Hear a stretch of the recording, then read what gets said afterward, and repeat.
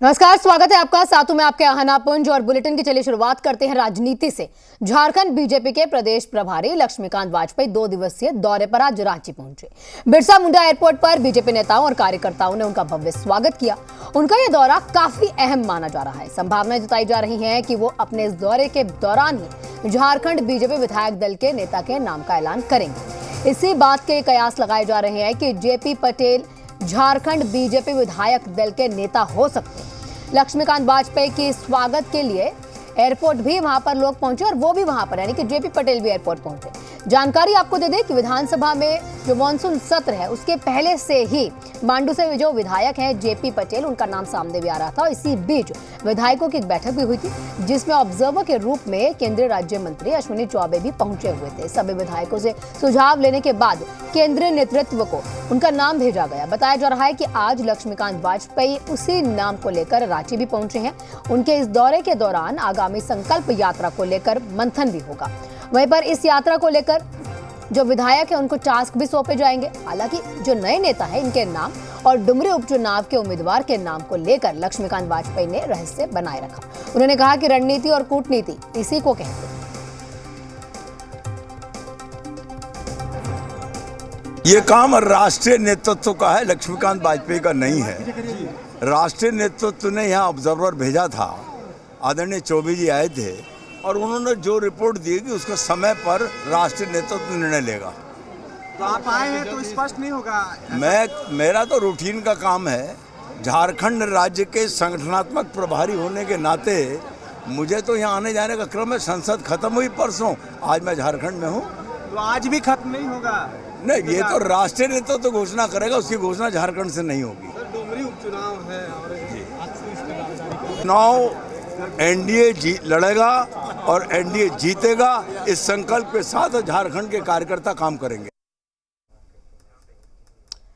वहीं कुछ तस्वीरों के साथ हमारे सहयोगी आयुष भी हमारे साथ जुड़े हुए हैं लाइव।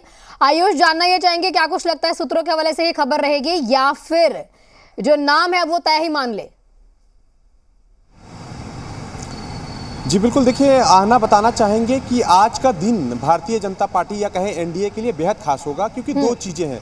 एक नेता प्रतिपक्ष या कहें विधायक दल के नेता पर जो है एक नाम है उसका खुलासा होना है। वही जो डुमरी उपचुनाव के कहीं ना कहीं तारीखों का ऐलान हो चुका है। नामांकन की तिथि 10 से 17 अगस्त के बीच में है। ऐसे में वहाँ से प्रत्याशी कौन होगा, एनडीए के उम्मीदवार कौन होगा, उस पर भी फैसला आना है। थोड़ी देर बाद इस बीजेपी प्रदेश कार्यालय में जो है बैठक होनी है, उसमें आजसू सुप्रीमो सुदेश महतो भी पहुँचेंगे।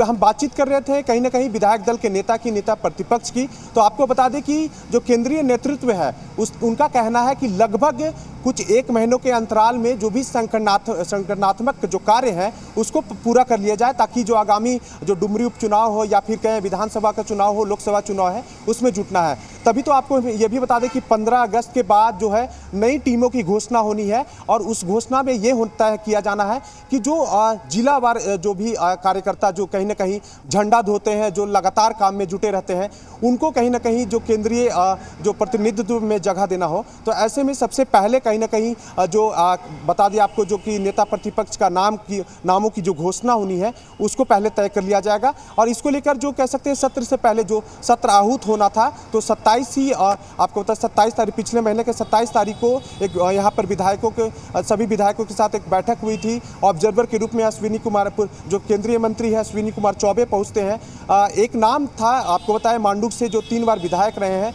2 बार बीजेपी के सिंबल से और 1 बार जो जेएमएम के सिंबल से। हालांकि रघुवर दास उनको जो है बीजेपी में लेकर आते हैं और वो बीजेपी में सिंबल से यहाँ चुनाव जीतते हैं। तो उनके नाम पर कहीं ना कहीं विधायक दल के नेता पर उनका नाम पर मुहर लगना था। हालांकि विधायकों ने विरोध किया था। तो ऐसे में 2 नाम का सुझाव लिया गया था और उसको केंद्रीय नेतृत्व को भेजा जाना था। वो गया और उसके बाद एक नाम निकलकर सामने आया। हालांकि जो चर्चाओं में जो नाम कहें तो सीपी सिंह का भी नाम बहुत आगे है। इसके अलावा भानु प्रताप शाही कहें, अमर कुमार बौरी कहें, उनका भी नाम है। लेकिन अब तक कुछ भी कहना ये सही नहीं होगा। लेकिन आपको बता दें कि आज एयरपोर्ट की तस्वीर जो नजर आई उसमें सिर्फ और सिर्फ जो पार्टी की तरफ से कहें विधायक के रूप में जो है मांडू विधायक जेपी पटेल जो है वहाँ पर थे। इसके अलावा जो जिलाध्यक्ष के गुप्ता रहे और अन्य कार्यकर्ता मौजूद रहे। तो ये जो तस्वीरें ये दर्शाती है कि कहीं ना कहीं जेपी पटेल का नाम क्यों न क्यों सबसे आगे रखा जा रहा था, तो उनके नाम पर मुहर लग सकती है। और इसके पीछे बीजेपी का जो कह सकते हैं ओबीसी वोटर है और कई कारण है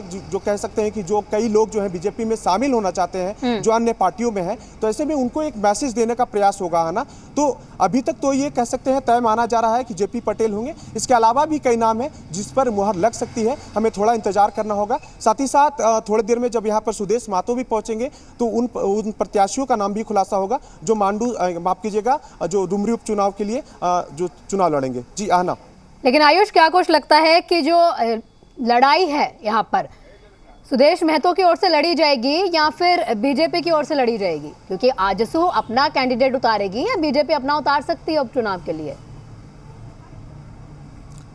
जी आना, देखिए ये तो अब तो स्पष्ट है कि आजसू ही चुनाव लड़ेगी, क्योंकि देखिए महतो और कुर्मी कह सकते हैं जो वोटर है, वो वोटर को सबसे ज़्यादा साधने में अगर एनडीए में कोई अगर कुबत रखता है तो वो आजसू के पास है। और इससे पहले जब रामगढ़ उपचुनाव हुए थे तो उसमें आजसू के प्रत्याशी, आजसू ने ही अपना प्रत्याशी दिया था एनडीए की तरफ से और एक बड़ी जीत हासिल की थी। ऐसे में आजसू के कंधे पर ही ये जिम्मा रहेगा और शायद इसीलिए थोड़ी देर बाद कहीं ना कहीं आजसू सुप्रीमो सुदेश महतो पहुँचेंगे। और चूँकि आपको भी पता है कि जो डुमरी उपचुनाव जो लड़ जाना है, इसके लिए कहीं ना कहीं जो इंडिया का जो गठबंधन है वो आश्वस्त नजर आ रहा है। पिछले बार 3 दौरा जो कहीं ना कहीं मुख्यमंत्री हेमंत सोरेन का हो चुका है वहाँ पर। इसके अलावा कई योजनाओं की सौगात दी गई है। देवी जो मंत्री के रूप में कहीं ना कहीं सरकार में शामिल हो चुकी है। तो ये संदेश पहले से जा चुका है कि जो स्वर्गीय जगन्नाथ दा की जगह जो है बेबी देवी लेंगी और सबको कहीं ना कहीं एक सिंपैथी वोट से जो साधने का प्रयास होगा। लेकिन ये भी देखना होगा कि चुनाव आते लोगों का जो कह सकते हैं वोटर का मूड बदलता है। ऐसे में अगर आजसू कोई बेहतर जो है एक प्रत्याशी अगर देती है जिसकी पकड़ जमीनी रूप से होती है, तो ऐसे में कहीं ना कहीं चुनाव ये टकराव की स्थिति पैदा करेगा। तो ये स्पष्ट है कि आजसू का ही उम्मीदवार होगा। अब ये कौन होगा ये देखना होगा, है ना। बिल्कुल आयुष, अब देखना ये होगा कि क्या कुछ तस्वीर निकल कर आती है, इस पर जो है कब्जा किसका रहेगा इस सीट के ऊपर। क्या आजसू अपना कब्जा जमाने में कामयाब रहेगी या वहीं पर फिर से जगन्नाथ महतो के परिवार वालों के पास ये सीट चली जाएगी? और देखना होगा, थोड़ा सा इंतजार करना पड़ेगा। देखना भी ये होगा कि अब किसके नाम पर मुहर लगी, कि जेपी पटेल के नाम पर मुहर लग सकती है। शुक्रिया आयुष हमारे से जुड़ने के लिए, तमाम अपडेट्स देने के लिए।